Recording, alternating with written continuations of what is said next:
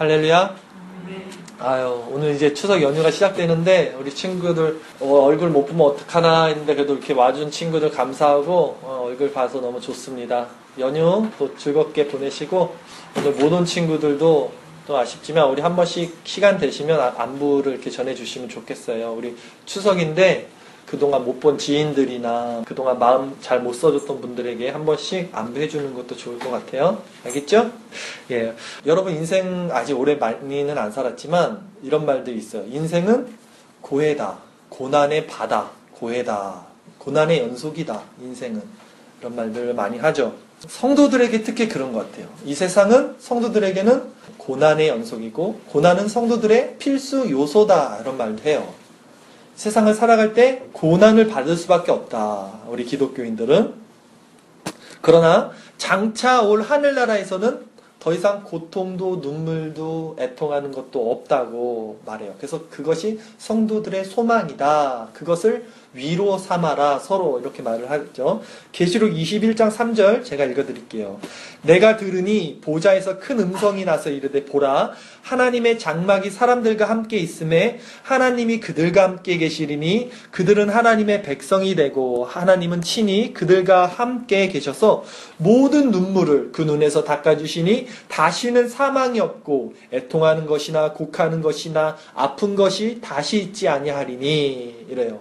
하늘나라는 이렇게 좋다. 성경은 이것으로 너희들은 위로를 삼아라. 비록 이 땅은 고해다. 고난의 바다고 성도들에게는 필수적으로 고난이 있을지라도 이것으로 위로를 삼아라 라고 말해요. 데살로니가전서 4장 16절 제가 다시 읽어드릴게요. 주께서 호령과 천사장의 소리와 하나님의 나팔 소리로 친히 하늘로부터 강림하시리니 그리스도 안에서 죽은 자들이 먼저 일어나고 그 후에 우리 살아남은 자들도 그들과 함께 구름 속으로 끌어올려 공중에서 주를 영접하게 하시리니 그리하여 우리가 항상 주와 함께 있으리라. 그러므로 이러한 말로 서로 위로하라 라고 성경이 말을 해요. 오늘 본문도 예수님께서 고생하고 기진해 있는 그런 무리들, 영혼들을 바라보며 애타는 심정으로 이렇게 토로하는 장면이에요. 오늘은 이 내용을 가지고 애끓는 마음이란 제목으로 말씀 전할 때 하나님의 마음, 이 애끓는 마음이 우리 안에도 들어와서 이 마음이 무엇인지 큰 위로와 은혜가 우리에게 전달되기를 바랍니다. 35절 말씀부터 우리 함께 읽어보도록 할게요. 다시 한번 35절 말씀 읽어보겠습니다. 예수께서 모든 도시와 마을에 두루 다니사 그들의 회당에서 가르치시며 천국 복음을 간파하시며 모든 병과 모든 약한 것을 고치시니라. 우리 지난 시간 성경 퀴즈대회 했죠. 성경 퀴즈대회 문제 중에 있었어요. 예수님의 사역을 크게 두 개로 나누면 뭐라 그랬죠? 복음 전파와 치유. 맞아요. 치유와 복음 전파요. 복음 전파가 먼저고 치유가 그 부수적인 건데 이것을 조금 더 구체적으로 나누면 세 가지가 돼요. 그것을 삼중사역이라 그러는데 오늘 이 본문 35절이 그거예요. 뭐냐면 35절 보면 예수께서 모든 도시와 마을에 두루다니사 그들을 회당에서 가르치시며 그 다음에 천국 복음을 전파하시며 전도하시며 또 모든 병과 모든 약한 것을 고치신다. 가르치고 전도하고 병을 고쳐주시는 거. 이걸 삼중사역이라고 해요. 그 예수님께서 이렇게 밤낮으로 열심히 성읍과 도시를 두루다니면서 고생하면서 이렇게 열심히 사역하신 이유가 무엇인가? 36절 말씀에 나와 있어요. 무리를 보시고 불쌍히 여기시니 이는 그들이 목자 없는 양과 같이 고생하며 기진함이라. 불쌍히 여기셔서 그랬어요. 영혼들이 목자 없는 양같이 이리저리 헤매이면서 향방 없는 길을 가니까 예수님 그건 너무나 안타까워서 그 영혼을 너무나 사랑해서 그렇게 하셨어요. 그런데 정작 그 영혼들, 그 무리들은 그 예수님의 마음을 몰라요. 무엇이 내게 중요한지를 몰라요. 내가 지금 어딜 향해 가고 있는지를 모르죠. 우리 영혼들은 목자 없는 양같이 그렇게 향방 없이 떠돌아다니고 있는 거죠. 인생이란 것은. 여러분 세월호 기억하시죠? 세월호 저는 아직도 가슴에 나와 있어요. 그러니까 제가 세수를 하잖아요. 세수를 하거나 물을 닿잖아요, 얼굴에. 그래서 가끔 물을 먹을 때가 있잖아요. 아니면 물을 이렇게 숨을 잘 못 쉴 때가 있잖아요. 여지없이 그 생각이 나는 거야. 아직도 너무나 고통스러운 거야. 마음이 전이가 된다 그러죠. 아니 이 아이들이 물속에 잠겼을 때 이 고통이 지금도 생각하면 이 충격이 너무 심한데 그 생각하면 진짜 너무 끔찍하잖아. 물속에서 숨을 못 쉬고 죽는다. 그 공포 가운데서 그 캄캄한 곳에서 나는 아직도 이렇게 막 물을 대할 때 그게 느껴진다고요. 이게 나뿐만이 아니라 모든 국민이 아직도 그런 정신적 충격을 벗어나지 못한다고 합니다. 그 배에 탔던 사람들이 근데 침몰하기 전까지는 그 상황을 전혀 예상했어요? 못했어요? 못했어요. 뭐 사먹고 놀고 장난치고 이랬어요. 애들이 동영상 보니까. 까마득하게 자기의 운명이 어떻게 될지 모르고 있었다고. 그게 바로 지금 우리의 처지인 거예요. 우리 역시 구원받지 못하면 모두 멸망으로 가는 건데 그걸 바라본 예수님의 심정이 오늘 이 장면에서 토로가 나오는 거죠. 그런데 만일 여러분 세월호 사건 때 그 배 안에 탄 사람이 미리 알았어. 엑스맨의 능력을 가져갖고 미리 예측을 했단 말이야. 그러면 어떻게 했을까? 필사적으로 외쳤겠죠. 이 배는 곧 침몰합니다. 빨리 구명종을 입고 나가야 됩니다. 벗어나야 됩니다.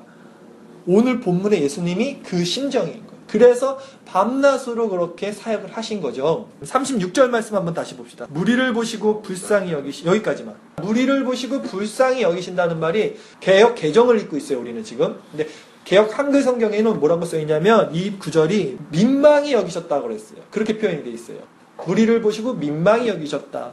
민망히 여기셨다는 그 뜻이 성경의 원어의 뜻을 한번 살펴보니까 무슨 뜻이 있냐면 창자, 내장이란 뜻이 있더라고요. 민망히 여기셨다는 게 창자라는 뜻이야. 뭐냐면 우리가 이런 얘기 하죠. 아, 애 끓는다. 야, 속이 막 끓는다. 애간장 찬다. 막 이러잖아요. 여기서 나오는 말이에요. 너무나 이게 마음이 심하게 고통스럽고 낭망돼서 속에서 내장이 뒤틀리고 창자가 막 끓어오르는 그게 민망히 여기시다라는 뜻이에요. 예수님의 심정이 지금 그랬다는 거예요. 이대로 두면 결국 이 고난의 바닷속을 헤매다 죽음 가운데 떨어진다는 사실을 누구보다도 예수님이 알았기에 안타까워하시면서 그렇게 민망히 여기신 거예요. 이것이 우리를 향한 그분의 마음이에요. 우리는 이 마음을 전이받아야 돼. 아까 제가 세수하면서 세월의 그 고통을 전이받은 것처럼 여러분도 예수님이 우리를 사랑하시는 걸 느끼지 못하면 그 십자가와 나는 전혀 무관해. 그 예수님께서 제자들에게 이렇게 말씀을 하세요. 37절 38절 말씀. 이에 제자들에게 이르시되 추수할 것은 많되 일꾼이 적으니 그러므로 추수하는 주인에게 청하여 추수할 일꾼들을 보내주소서 하라 하시니라. 제자들에게 이렇게 말해요. 추수할 것은 많아. 그러니까 구원할 영혼들은 많은데 추수하는 자가 적대요. 전하는 자가 적으니 추수하는 주인에게. 추수하는 주인이 누굴까? 하나님이겠죠. 하나님께 일꾼을 보내달라고 기도하라. 이렇게 말을 해요. 추수할 일꾼이 누굴까요? 일꾼. 전하는 자겠죠. 뭐 전도사님, 뭐 교사들, 사역자들, 목사님. 이런 사람들을 보내달라고 기도하라는 거예요. 그런데 일꾼을 지금 누가 보내준다 그래요? 하나님께서 그 주인, 추수하는 주인에게 기도하라 그러잖아요. 하나님께서 일꾼을 보내주시는 거야. 사역자는 하나님이 세워주시는 거예요. 교사나 전도사나 사역자들은 그냥 우리가 쓰는 게 아니라 하나님이 보내주셔서 세워주시는 거죠. 에베소서 4장 11절 말씀에 그가 어떤 사람은 사도로, 어떤 사람은 선지자로, 어떤 사람은 복음 전하는 자로, 어떤 사람은 목사와 교사로 삼으셨으니 이는 성도를 온전하게 하여 봉사의 일을 하게 하며 그리스도의 몸을 세우려 하심이라. 이래요. 예수님께서 세워주시는 거죠. 여러분 생각해 보세요. 이 선생님들 지금 두 분 계시잖아요. 여기 월급 받고 오는 거 아니잖아요, 지금. 아침에 여기 왜 나와 있을까? 전도사님 물론 사례를 받아요. 그냥 우리 선생님들 생각해 보면 그냥 나와 계시잖아요, 지금. 하나님이 소명을 주셔서 교사를 삼으신 거니까요. 세워주셨기 때문에. 이는 성도를 온전하게 하기 위해서 또 봉사의 일을 하게 하여 그리스도의 몸을 세우려 하심이라. 그리스도의 몸을 세우기 위해서 함께 나와 있는 거예요. 전도사님도 어렸을 때 주일학교를 이제 다녔던 기억이 아직도 있는데 뭘 배웠는지는 전혀 기억이 안 나. 주일학교에서 다만 기억나는 거는 나에게 뭔가를 줬다. 사탕을 주고 먹을 걸 줬다. 그거 너무 좋았다라는 거 기억밖에 안 나. 근데 아직도 남아있는 게 뭔지 아세요? 나에게 그 사탕과 초콜릿을 준 선생님의 얼굴은 전혀 기억이 안 나. 이름도 몰라요. 전혀 기억이 안 나. 근데 그분이 그걸 나한테 줬을 때 그 감정, 그 사랑, 이 감정이 아직도 있어요. 그리고 학생부 때, 선생님이 너희 같은 학생부 때 선생님들과 학생들이 나에게 줬던 그 감정, 사랑의 그 느낌이 아직도 남아있어요. 그게 지금 여자리까지 나를 인도한 거야. 나를 이렇게 세운 거예요. 그 받았던 사랑이 아직도 가슴에 남아서 지금 이 자리에서 여러분들에게 이거를 전해주고 싶은 거야. 내가 받았던 그 사랑. 이걸 흘려보내야지.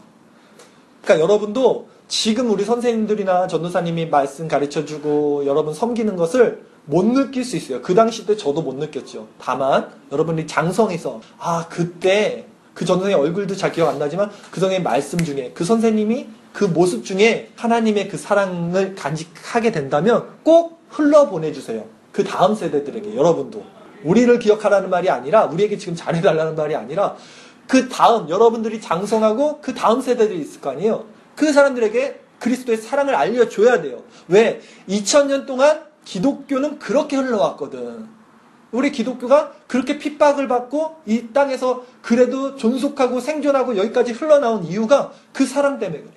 끊임없이 그 사랑을 그 제자들에게 준 사랑을 제자들을 그 제자들에게 주고 지금까지 2000년 동안 흘러온 거예요. 여러분들 꼭 기억해 주시고요. 그런데 이런 마음으로 볼 때 제가 여러분들과 이제 1년 넘게 거의 2년 다 왔을 때 참으로 부끄러워요. 아까 주영이가 어저께 시험 봤다고 했는데 저 시험 반지도 몰랐어요. 여러분들에게 관심이 없었던 거죠. 내 안에 정말 예수님의 마음이 있었나 저는 생각을 해보면서 나를 분명히 하나님이 이곳에 사역자로 불러주신 거는 저는 믿어요. 하나님이 분명히 나를 세워서 이곳에 보내주셨는데 여러분과 만나게 해주셨는데 내가 오늘 본문과 같은 설교를 준비하면서 예수님과 같은 그런 영혼을 향한 애끓는 마음, 민망히 여기셨다 그랬잖아요. 창자가 끓는다. 이 마음이 나에게 있었나. 너희들을 보면서 이 향방 없는 너희들을 보면서 그 민망히 여기시는 마음이 나에게 있었나. 이리저리 헤매는 너희들 그 방황하는 영혼들을 보면서 이 목자의 마음이 나에게 있었나 생각해 볼 때 부끄럽지만 저는 그런 마음이 없었어요.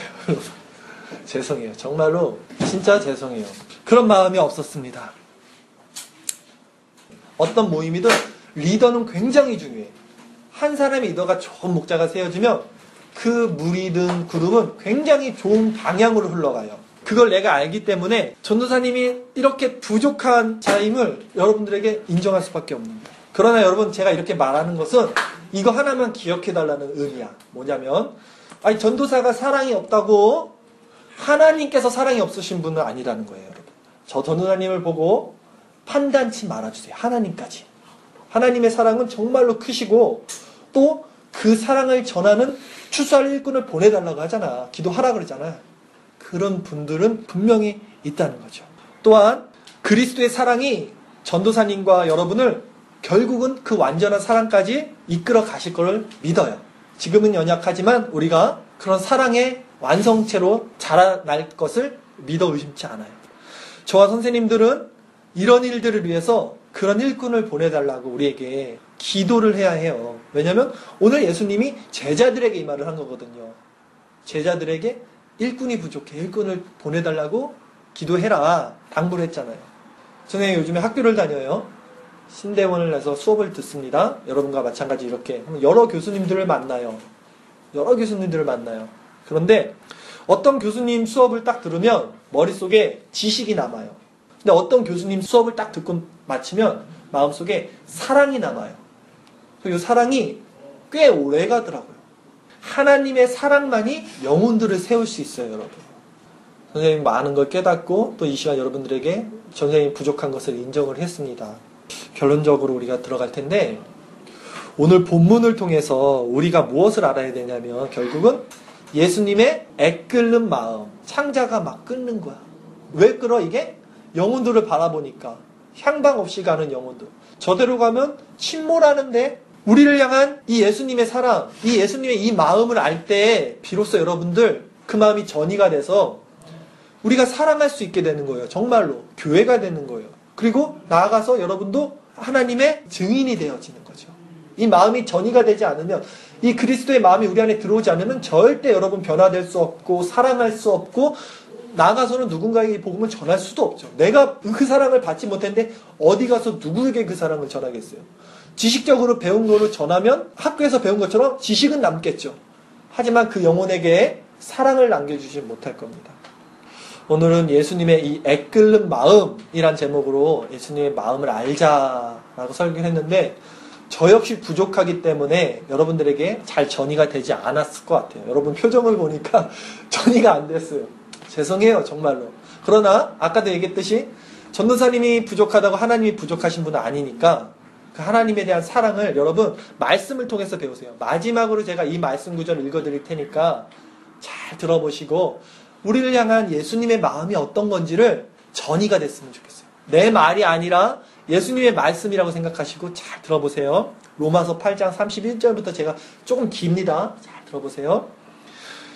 그런즉 이 일에 대하여 우리가 무슨 말을 하리요? 만일 하나님이 우리를 위하시면 누가 우리를 대적하리요? 자기 아들을 아끼지 아니하시고 우리 모든 사람을 위하여 내주시니가 어찌 그 아들과 함께 모든 것을 우리에게 주시지 아니하겠느냐? 누가 능히 하나님께서 택하신 자들을 고발하리요? 의롭다 하신 이는 하나님이시니 누가 정죄하리요? 죽으실 뿐 아니라 다시 살아나신 이는 그리스도 예수시니 그는 하나님 우편에 계신 자요 우리를 위하여 간구하시는 자신이라. 누가 우리를 그리스도의 사랑에서 끊으리요? 환난이나 공고나 박해나 기근이나 적신이나 위험이나 칼이랴.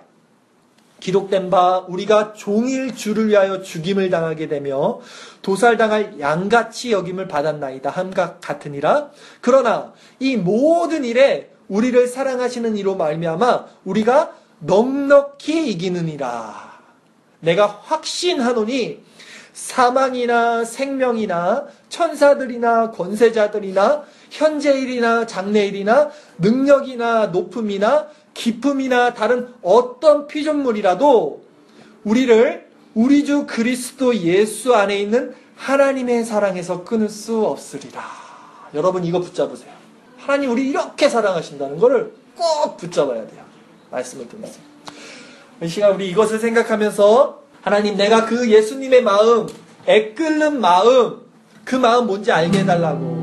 그리고 더 나아가서 나도 그 마음을 전하는 자, 그런 교사들, 또 사역자들, 또 하나님의 증거 전하는 복음 전파자 되게 해달라고 함께 기도하며 나가겠습니다. 기도하시겠습니다. 하나님 감사합니다. 이 시간에 예수님의 애끓는 마음